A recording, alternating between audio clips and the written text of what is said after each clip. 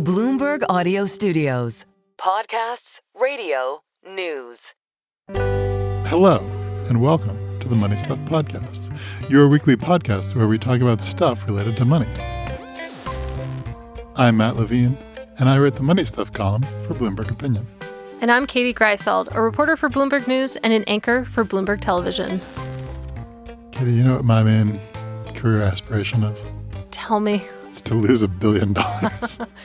And come out better for it. Well, you can't not. Yeah, in this environment. Well, it's not the best possible career move, but up there, surprisingly high up there on the list of career moves that you can make is losing $1 billion if you're a hedge fund trader or a bank trader. Because, there's just got to be something special about you if you lose $1 billion. Well, you know what I always say? No. A wounded lion is still a lion.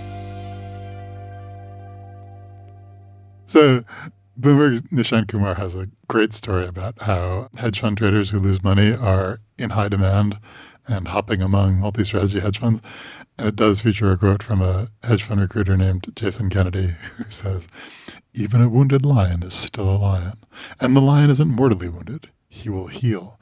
And when he's fully back, that lion is worth a lot more money." I do love that, by the end of the metaphor, he's like, also there's money. He's like, wait, let me tie this back into what we're talking about. That's an incredible quote. Sometimes you read an article and you come across a passage that just makes you pause. Yes. That was this for me. Yes. I would definitely rather be a wounded lion than a beaten mule, which is a callback to our mailbag episode. But and the title of our episode. Jason Kennedy has a very optimistic take on this, that the lion will heal. Sometimes lions do get wounded and then they just die, or they're never the same. I grew up in sort of an efficient markets world. I find it fascinating How quaint. how confident people are that they can identify investing skill. Clearly, people believe it, and they have good reason to believe it, right? These are large, successful firms that for many years produce good returns. But it's fascinating to me that you can be like, wow, this guy who lost $1 billion, he's great. He's so skilled. We'll get him on the downswing and Get him at a discount. yeah, we'll get him at a discount and he'll be great, right? Yeah. As opposed to the regime has changed or he was lucky before or something and now he's not a wounded lion. He's just a guy who loses money. He's a gazelle. So there's a lot of recent examples of this happening. Basically, these battered former stars getting picked up, perhaps at a discount. I was struggling to find a success story. It felt like this article named a lot of bad examples or how this could go wrong. I wonder if this ever works out. It's weird. You probably don't hear about the ones that work out because they're not going around bragging about how they lost a lot of money at their previous firms. They're back to just being lions. They're back to just being lions. But, right. The other thing is that this has always been a thing that happens. It is definitely, there's been an uptick in it recently just because there's been such a talent war among the big multi-strategy hedge funds. And so there are all these people on very large compensation packages that are moving around between these firms. And if you run these firms, the people you can pick off from your competitors are often the people who have lost money. That's partly because they're out of favor or whatever. Some of them have potentially been fired, right? Because traditionally these firms, if you have a big drawdown, you get fired. Although the article mentions some of these people are stars who that doesn't happen to. They have a big drawdown and it's oh, it's okay. You can stay here, but they get picked off anyway. The other reason they're attractive is because they have to leave. If you lose money, even if you don't get fired, you're now below your high water mark. Mm-hmm. And so you have to earn back all the money you lost before you can get a big bonus again, more or less traditionally. And so if that's the case, it's very tempting to quit and start at a new firm where your high water mark is reset back to zero. Yeah. You're not in the penalty box. Yeah. And, the article points out that it's not great for investors, particularly if you're in multiple firms, and people are just moving around to reset their high water marks, you're not getting the benefit of the high water mark. That's true. To that point, there was a quote from a woman who now is a performance coach. She used to be the ex-head of a Deutsche Bank unit that linked investors with hedge funds, saying that after a bad year, the pitch is simple. Check, clean slate, chill. And let's be honest, some of these deals are the definition of an offer you can't refuse. So it makes sense psychologically. Yeah. I wonder about chill, right? What are your incentives at your new firm? On the one hand, you want to prove that you still got it. You're still lying. On the other hand, one thing the article points out is like you get one of these. Like, yeah. You can't continually lose $1 billion. So if you lose $1 billion, it's like you did great. You like took a lot of risk. You've learned from your mistakes. You move on. You go to a new firm. It's great. But you lose it again, then you're done. So like you have incentives to be more conservative at your new firm. Well, to that point, we already have an example. There is this man. His name is Rob Banham. He was at Point 72. Then he moved to Citadel. He's already been let go after making tens of millions of dollars of more losses. So I guess he found his second strike. Right. Again, like, this is not what people assume, but it is possible that you've lost a lot of money because you're really talented at losing money. Yeah. But no, I love the like hedge fund compensation structure of like I think a lot of people would like to be able to find a system where if you lose money, that's your problem, right? Not so much in multi-strategy funds, but I've talked about this before with like single manager hedge funds where if they lose a lot of money for their investors and they're below their high water mark, they will shut down the fund and spend like 6 months doing penance on a beach. And then they'll like start a new fund with a new name. And the investors will be like, what the hell? Yeah. Like, you got to earn back your high water mark. And every so often, people will be like, I'm going to indenture myself for years to my old investors and just earn back every penny of my high water mark and not take a bonus. And right, like people do that, but not everyone does that. I think limited partners would love to have some incentive structure, some comp structure, some contract where they could make the losses fully the hedge fund manager's problem, but it's hard to do. It's hard to do. No one's quite cracked the code. The other thing I should point out is after I wrote about this, I learned of a paper by Mori El-Saifi at Duke called Hedge Fund Incentives, Risk-Taking, and Asset Prices. What I wrote about is like the hedge fund managers, like including at multi-strat firms, have like incentives to optimize their bonus and their high water mark. So what that means is like if it's getting to be the end of the year and you're up a lot, you like chill because you don't want to lose all the gains you've made because those gains provide your bonus, right? If you're down a little bit, you have a lot of incentive to take big risks because if you're down a little bit or flat, you don't get a big bonus. But if you're up a lot, you get a big bonus. And if you're down a lot, you don't do any worse than if you're down a little bit. So you might as well take big risks. And what else if finds is that one, that's true. And two, you can see it in asset prices where like basically more high beta, more volatile stocks go up when a lot of hedge funds are below their high water mark because they're gambling on redemption. And so like you actually see stock prices react to the year-end bonus structures of hedge fund managers. Man. I'm gonna borrow this paper for when I'm on television at the end of the year and things are going bananas. I'm just gonna say, well, I guess a lot of hedge funds. Yeah.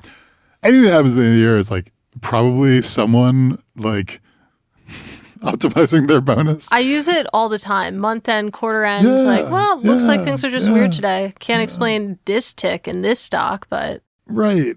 I think that, as we've said on this podcast, the market is a conversation among 4 hedge funds. And like, if they need their bonus, that's what happens.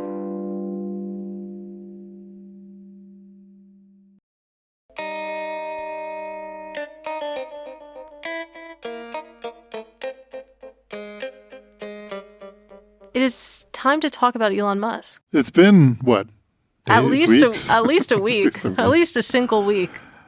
Has it only been 1 week? Anyway, yeah, Elon Musk is back in the news this week. Yeah. Well, actually last Friday. Last Friday. Yeah. You famously don't publish on Fridays. Oh, I'm busy crafting the email for this That's true. podcast. Yeah. It takes hours. So Elon Musk, $1 trillion. I really don't like this framing. Everyone says this. Everyone does. Elon Musk is the CEO of Tesla and the techno king of Tesla. He's also controversially, let's say he's the founder of Tesla. That is a controversial statement. He didn't found Tesla, but he's the founder of Tesla. Right, for sure. For theoretical purposes, he's the founder of Tesla. And so like many founder CEOs, he's a big shareholder in Tesla. And it depends how you count because of like the weird option stuff, but he owns like 12 to 20% of Tesla. It's not enough. It's not enough, but it's a lot, right? And you look at a lot of like these big tech companies that are run by their more or less founders, they don't get huge compensation packages. And they don't get huge compensation packages because like it's just assumed that like they profit from the upside in the company by owning a lot of the company. So like Jeff Bezos ran Amazon, Mark Zuckerberg runs Meta. Like, these people don't get paid hundreds of billions of dollars. They just own hundreds of billions of dollars of stock. And like, when they do good stuff, the stock goes up. And so anyway, Elon Musk is not like that for reasons. And he instead gets huge compensation packages. And the board, or Tesla, just asked shareholders to vote on a new comp package that targets growing Tesla from today about $1 trillion company into a $8.5 trillion company. Which is two NVIDIAs. Two NVIDIAs. Yeah, right. More or less. Two NVIDIAs now. Yeah. Who knows what in 10 years, what that'll be. But if he succeeds in growing Tesla to an $8.5 trillion company, they will give him $1 trillion worth of stock, which is great. But like, also, he will have $1 trillion worth of stock anyway. Like, True. He already owns a lot of stock. And if he 8.5 times the company, then the stock will be worth $1 trillion. So like, it's not like they sat down and thought, if we give Elon Musk $1 trillion, he'll turn this into an $8.5 trillion company. It's like, if we give him another $1 trillion on top of the $1 trillion he'd already get for that, then I'll turn it into an $8.5 trillion company. It's not $1 trillion. It's like, whatever. If he does this, he would have $1 trillion anyway because he's a big shareholder. This is all in the shadow of like, he had this comp package that a Delaware court struck down. And like, the judge at the time wrote like, the board did not analyze whether it was necessary to give him all of this, given that he's a huge shareholder anyway. Mm-hmm. And like, the comp set, the Zuckerbergs of the world don't get, $1 trillion payback. They benefit from their share ownership. Once again, the board does not think that Elon Musk gets much incentive effect from the shares he already owns. Yeah. They're just like, he needs more shares. Yeah. And it's like clearly not true that he is being incentivized by $1 trillion. What's happening here is that Elon Musk wants to own 25% of the company. And so the board is like, how do we get him 25% of the company? And they just give him 25% of the company. They'd be like, well, if we don't give him 25% of the company, he'd quit. So here it is, right? But that like looks really bad. Even to a Texas court, that would look bad. So what they're doing is they're saying, we have like these super ambitious performance goals. And if he meets these goals, then we'll give him $1 trillion. It's probably a reasonable solution. But it's so like, he's owned like 25% of Tesla, then he sold down to like buy Twitter and stuff. It's very strange that he thinks he deserves to perpetually own 25% of Tesla, and the board is like, well, you have to give it to him. Well, people have tried to stop him. From what? From owning that much, or I don't know, you think about the 2018 experience. Yeah, right. I think that, Elon Musk says the funniest outcome is the most likely. Like, you could sue Texas to stop this. Everyone assumes you would lose, but no one really knows. That's true. I am really... What if someone sued and won? Wouldn't that be funny? That wouldn't be funny. Maybe not the funniest thing, though, so it probably won't happen. He'd be so mad. I think it'd be pretty funny, but whatever. Yeah, okay. I am curious to see what happens over the next decade, obviously, because $8.5 trillion. I mean, you think about the incentive structure that was put in place the first time around. That was very ambitious as well, and he did it. When he got his 2018 package, like the idea of making Tesla $1 trillion company, which is not exactly the target, but like which he did, would have seemed kind of absurd. And then he did it in fairly short order. Yeah. I don't know. A decade's a long time. One of the things that you mentioned in your column is that Elon Musk, the world's richest man, that briefly became not true this week. That's right. Larry Ellison briefly became the world's richest man. Now they're, I don't know, I think like $1 billion separates them at this exact moment. But you think about the future. I think you think one or both of them is like watching the chart as the lines cross? I would like to think that both of them are. Yeah. But in any case, obviously Oracle had insane earnings and had an insane outlook. And right, like flattish earnings and insane outlook. But yeah. Well, it's mostly the outlook. Yeah. And you think about the billings growth and whatever. And where the future is going to go, it really just underscored why Elon wants to turn Tesla into an AI company. Because, okay, maybe EVs still are the future. They don't feel as immediately the future as AI is right now. Oh, yeah. Right. I mean, you can point to your billings, your like potential future sales as an AI company to your $300 billion worth of contracts that you signed with OpenAI. And it's sort of worth that much in market cap. Right. That's why Elon Musk is turning his focus to AI. And it's also why Tesla needs to pay up to keep him, right? Because there are more obvious AI plays like his AI company. Also in the Tesla proxy, there's a shareholder proposal to invest in XAI. And it's funny because like there's some business rationale for Tesla to invest in XAI companies. They put the chatbot on the dashboard, which they've done, I think. Talk to your car. Yeah, but so like there's some business case. There's a very big like Elon Musk personal business case, which is that Tesla is not the most obvious AI company, right? It's not going to capture the public imagination the way like Oracle is. Yeah. But then like XAI, which is a more obvious AI play, AI plays are very expensive and it needs money, and Tesla has money. So like it does make sense for Elon Musk to like merge them or like take some Tesla money and give it to XAI or whatever. But even in the current situation, even in Texas, it does seem a little hard for Tesla to just decide on the CEO's whim to invest billions of dollars in the CEO's other company.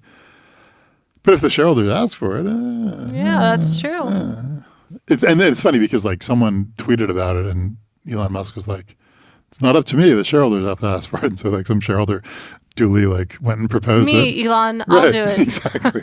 And then like, the shareholders were overwhelmingly voting in favor of it. And then the board were like, give shareholders what they want. Well, we're going to give Elon his money and then someone will negotiate it. It's not how one normally runs a company, but it's like... It's happening. It's how Elon Musk runs a company. Hey.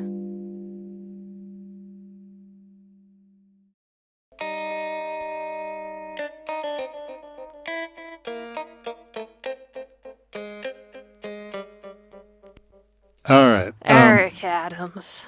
Thank you to friend of the show, Bill Ackman, the actual Bill Ackman, for teeing us up for this titillating conversation. Friend of the show, Bill Ackman, went on Twitter to try to persuade Eric Adams to drop out of the New York City mayoral race, which is for our purposes, let's say, a three-way race between Zohran Mamdani, who's, fan favorite. Odd Lots guest, betting market favorite, polling favorite, Zohran Mamdani. And then there's Andrew Cuomo, who's... Heard of him. Bill Ackman favorite. Yep.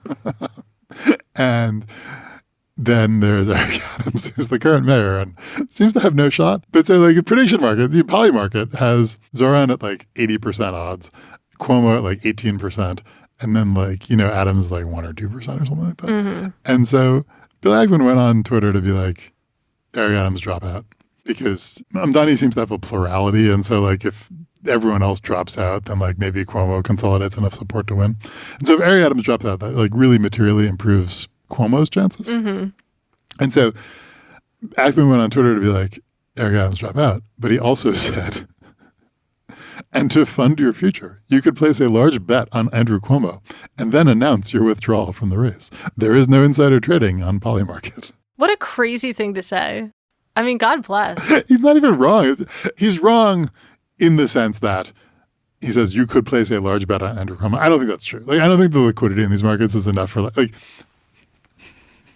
one thing we know about Eric Adams is that he enjoys luxury plane trips to Turkey. Yes. Like, I don't think you could make a ton of money betting on Andrew Cuomo, but like, some liquidity. But like as a general proposition, is this a thing that will become popular in politics, which is betting against yourself and then dropping out of the race? Yeah. I would like to see that world, that future actualized. I think it would be funny, and it would provide a lot of fodder for this podcast. Oh, yeah. Right. I mean, because like traditionally you're not supposed to pay people to drop out of political races. Seems a little icky. Seems a little bribey, right? Yeah. But then like the prediction markets are sort of like a distributed way to pay you for dropping out of your race. And I mean... And it's insider trading. It's great. And Bill Ackman didn't say, I will be on the other side of this trade. So that was good. Right. I mean, one thing I wrote about this is that there's not a ton of liquidity. Eric Adams couldn't make a ton of money by doing this unless someone were to step in and be on the other side of the trade. Right. Which, again, he didn't offer, but like would have been, would be the logical next step. But then the other question is he right about there being no insider trading? And nobody really knows. Yeah. It's like... Don't know until you try. Or for years afterwards. So by the way, another independent reason that Eric Adams couldn't do that is because, and no one believes this, it's still illegal to trade on Polymarket if you're a U.S. person. Like Polymarket is not available in the U.S. No one ever talks about that. No one ever talks about, like they used to chuckle about it, be like, you can't, like Polymarket's like advertising all over New York. And everyone's like, you can't trade on Polymarket in the U.S., but like everyone did. If you go to their website now, they're like, Polymarket is coming home. The website actually has a little eagle. It's so good. If you click it, it screams. It's so good. No, it's just like, it looks like a Trump son designed it. But anyway, Polymarket is coming home. Polymarket will soon be available for U.S. traders, says the website, right? But it's not now, right? So I can't do it. But so right now, like if you want to trade prediction markets in the U.S., you can trade on Kalshi, which you talk about all the time because you can predict sporting events on Kalshi. Mm-hmm. And Kalshi has insider trading rules, quite strict insider trading rules. So like you can't trade if you have material non-public information or if you can influence the outcome of the event. Polymarket's rules are less clear. And I imagine that when Polymarket is available in the U.S., it will look more like real commodities exchanges, which don't say you can't trade on material non-public information. Mm-hmm. Because that's not how commodities markets work. I quoted Carolyn Pham, who's the acting commissioner of the CFTC. Right. You talked about the special characteristics of the derivatives markets where end users necessarily trade on the basis of their own proprietary information in order to hedge their risks. If you're an oil company trading oil futures, you know something about oil production that other people don't know. Theoretically, and you're totally allowed to trade it.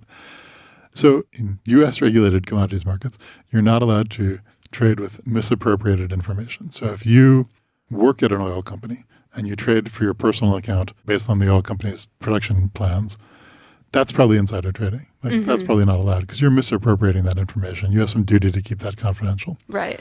But like the oil company itself can trade commodities. And if you like read that through to election markets, which are not commodities, none of this makes any sense in election markets, but they are treated as commodities. If you read it through to election markets, then it's like, well, if Eric Adams's campaign manager placed an insider bet, that would be bad. It'd be misappropriation. For sure. So if Eric Adams does it himself, maybe it's fine. So I really don't know. I really don't know what the sort of like future rules around insider trading prediction markets will be. Because like there are a lot of people, including like Kalshi and the people who got Kalshi to be a regulated U.S. derivatives exchange. There are a lot of people who are like, that's icky and unfair, and we do not want to have the trouble that would come with allowing insider trading. Right. But there are a lot of people who are like, the whole point of prediction markets is insider trading. Like, the whole point of prediction markets is to get accurate predictions by like incentivizing insiders to bet on stuff they know. Like that's like when economists set up prediction markets, like that's the whole point. Yeah. And so Kalshi has spent years trying to become a regulated exchange and like wanted to appeal to conservative regulators. We don't live at a time where people are that concerned about insider trading anymore. So I don't really know what's going to happen. You could build a case that Eric Adams did listen to Bill Ackman, which I find tickling about this story. He hasn't dropped out yet, right? He hasn't dropped out yet, but... This is Thursday, September 11th. Yes. On September 5th, Eric Adams had a press conference. I believe that was Friday. He said that he's staying in New York City's mayoral race. He also said that Andrew Cuomo is a snake and a liar. That's a direct quote. So on Friday of last week, he was very committed to staying in. September 6th is when we got the Bill Ackman tweet, which was awesome.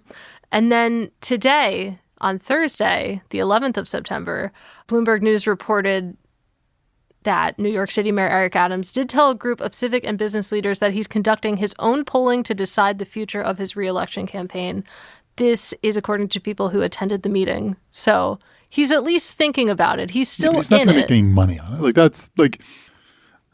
I just love the timeline. As a political matter, Bill Ackman would like him to drop out. Yes. As a financial matter, Bill Ackman's like, you can make a lot of money by dropping out. I don't think it's true, but it would be funnier if it was true. Maybe he's thinking about it. Who knows? I'm not, Are you buying Andrew Cuomo contracts? I'm certainly not. Should I be? I don't know if we can, man. Step away from the mic first. No, as I said, I don't think there's a lot of money to be made in it, and there's a lot of unpleasantness, right? But maybe plus, like the market is discounting this, right? Like, yeah. The market is aware of Bill Ackman's tweets. Like, that's true. Adams is like 3%, right? I wonder if Cuomo's chances would go up that much if Adams dropped out. But I don't know. We'll see. I was going to say we've still got a long way to go, but there's not that much longer. Time marches on. All right. Well, we've collectively sighed, so I think that's the end. That's the final sigh. Yeah. And that was the Money Stuff Podcast. I'm Matt Levine. And I'm Katie Greifeld. You can find my work by subscribing to the Money Stuff newsletter on Bloomberg.com. And you can find me on Bloomberg TV every day on The Close between 3 and 5 p.m. Eastern. We'd love to hear from you. You can send an email to moneypod@bloomberg.net. Ask us a question, and we might answer it on the air. You can also subscribe to our show wherever you're listening right now and leave us a review. It helps more people find the show. The Money Stuff podcast is produced by Anna Mazarakis and Moses Andam. Our theme music was composed by Blake Maples. Amy Keene is our executive producer. And Sage Bauman is Bloomberg's head of podcasts. Thanks for listening to the Money Stuff podcast. We'll be back next week with more stuff.